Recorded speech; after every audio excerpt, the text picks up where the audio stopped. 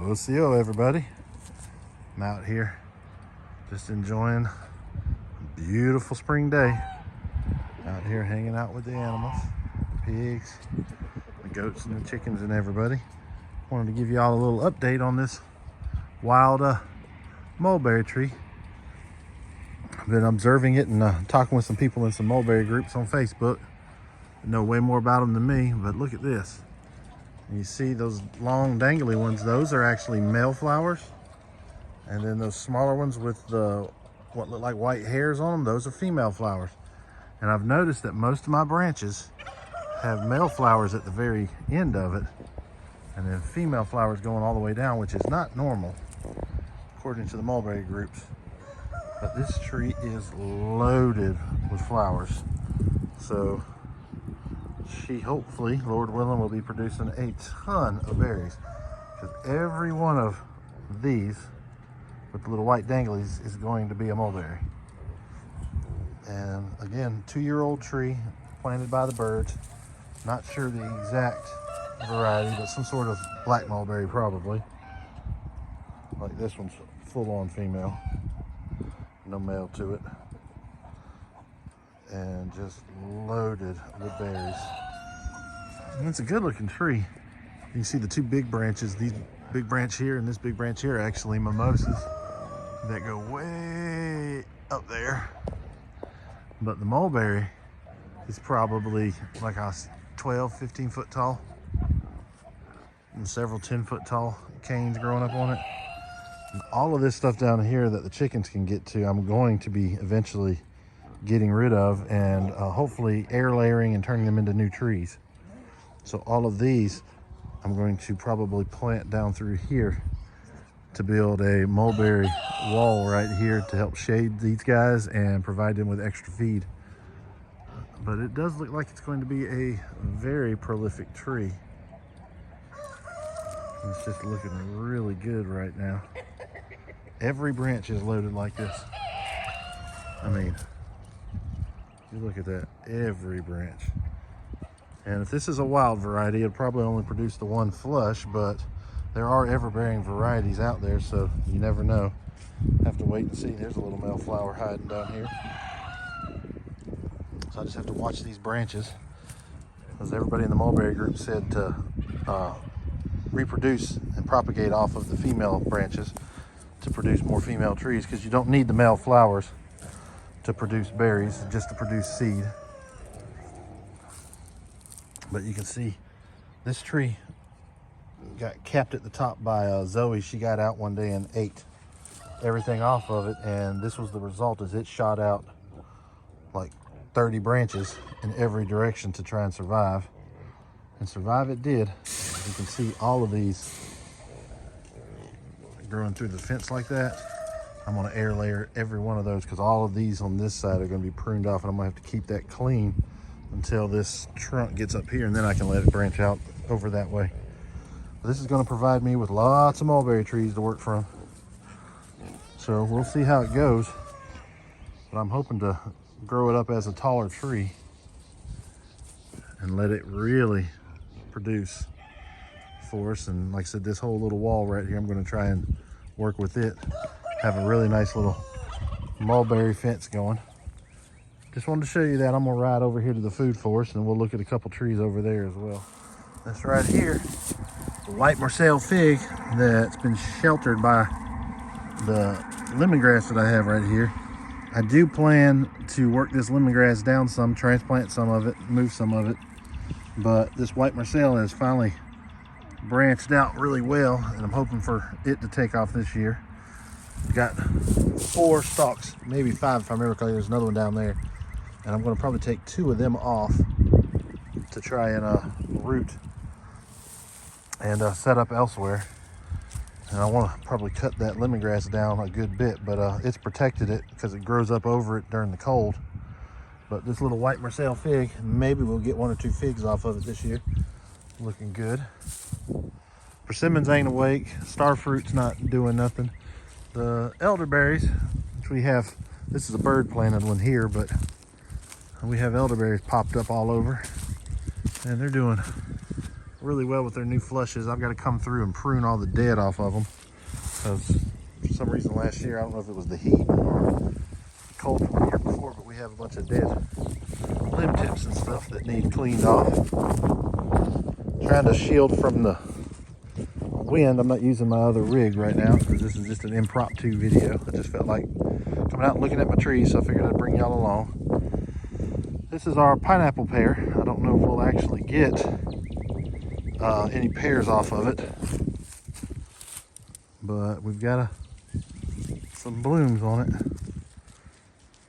And I was planning on using some of this for grafting. I don't know now that it's already leaved out if it'll be able to or not, but we'll see. Good old loquat, always looking gorgeous. Our little Florida King peach, looking decent. This is one of our Israeli apples. She flowered, and we may get a few apples this year off of her, Lord willing, and the bugs don't get it. She will definitely get some work done on her this year. I'm gonna try and air layer 1 or 2 pieces off of her, but I'm definitely gonna have to try and bend some of these branches down, and also we're gonna try and prune her up next fall once all the leaves fall off of it. There's a beetle right there. I don't know what he is. There we go. Let's see if I can get, there we go. Huh. I have to look him up. Don't know what that is. Little pomegranate almost died last year. It's leafing back out, looking good.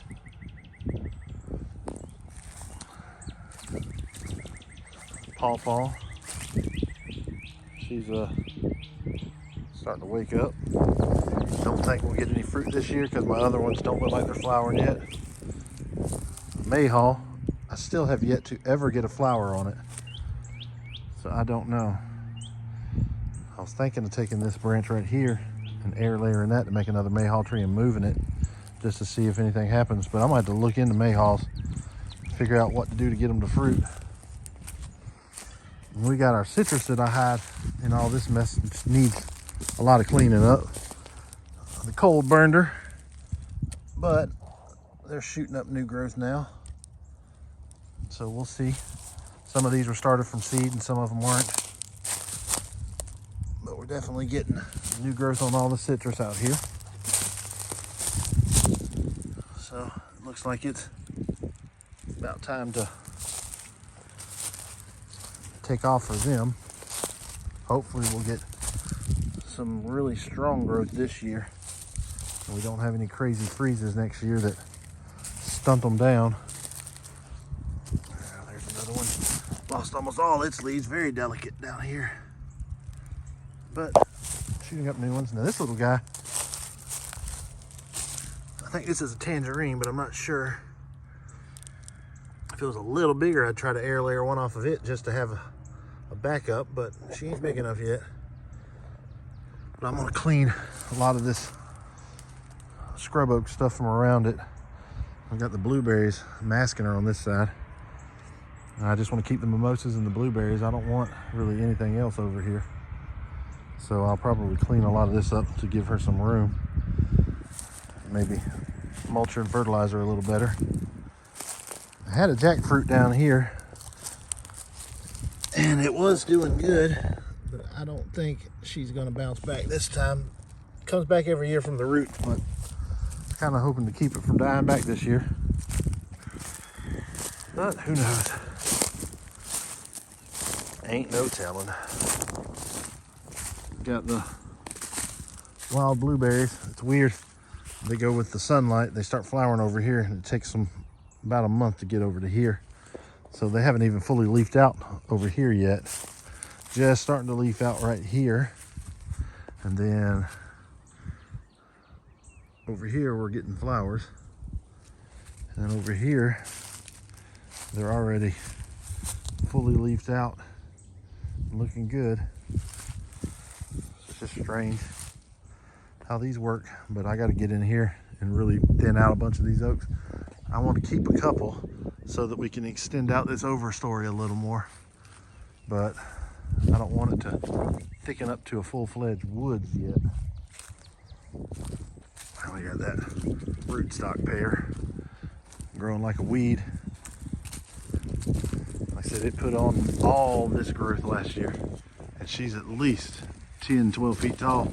And I don't know if you can tell or not, but if you look right there where that green starts, she's already put on 6 to 10 inches, depending on the branch, of new growth this year. And she ain't had leaves that long. Like that one's probably about 10 inches of new growth. All that green is new growth. This is one of the fastest growing trees I've ever seen. And I'm hoping that we can do something with it, because she's growing perfect. I want to pull these branches down a little bit and just see what kind of rootstock we'll produce. And if it's nothing good, then we'll trim her up and graft to it. But it is a gorgeous tree. Doing really well. It's my little bitty pawpaw down there. My rosemary bush that the grandkids love. But I just wanted to come look. We got our asparagus. Oh, looky. First one of the season. Asparagus is popping up. Look at that. Huh. I wasn't expecting them for a couple more weeks, but guess I need to keep an eye on it. We don't never get enough at one time to make a mess. And I got 50 plants planted here. I mean, they all produce pretty decent. So I'll have to keep an eye on it and watch. See, I mulched it, trying to cut back the grass that grows up in it. Well, yeah, that's cool. We've already got an asparagus pushing through the mulch. So I'll have to watch it and see. But that's the little food forest fruit tree update. That ain't everything we got. I got a couple more up there I'm working on. Actually, yeah, let me run you up there and show you those before I end this. I'll pause it and pick back up in just a second. I got this tree right here. It's a Pakistani mulberry. They're real long berries. And it's never thrived here. I'm guessing just being around all these other trees right here at the edge of the woods just doesn't do it justice. It's never done what it's doing right now, though. She is growing like crazy right this second. So I'm hoping that this growth right here means that she's finally settled into her roots and it's taken off. And I'm going to try and see if I can't air layer that little piece right there off later in the year as a backup Pakistani, and I'll move it somewhere else, a little more sun, try to get some more growth off of it. That's one thing I wanted to show you right here. Probably barely see it, but I got a wild grapevine, a little scuppernong or a muscadine, I'm not sure which. It was growing down there next to the pond, and I needed to move it, clean up my area so I could mow better. And I probably pulled up 150, 200 foot of vine, and I trimmed it down, and I've got it just growing on this barbed wire fence of ours. And she's already starting to leaf out. So hopefully I didn't do too much damage to the root system. I pulled up a bunch of it, dug a trench right here and laid it all out. But I've got a vine on every strand of barbed wire going both directions. That's still probably 40, 50 feet, not up to 100 feet of grapevine on this fence. And like I said, she's waking up, so I'm gonna find out this season, hopefully, what kind of grape it is. And if not, I may try learning how to graft on grapevines. I got this wild cherry grows right here. I'm gonna prune it up. I've already trimmed this side of it so I can mow by it. But I gotta knock down that grass so I can mow better. But yeah, I just wanted to show you that. Hope y'all enjoyed this little update of some of our trees and bushes and stuff. Wado for watching.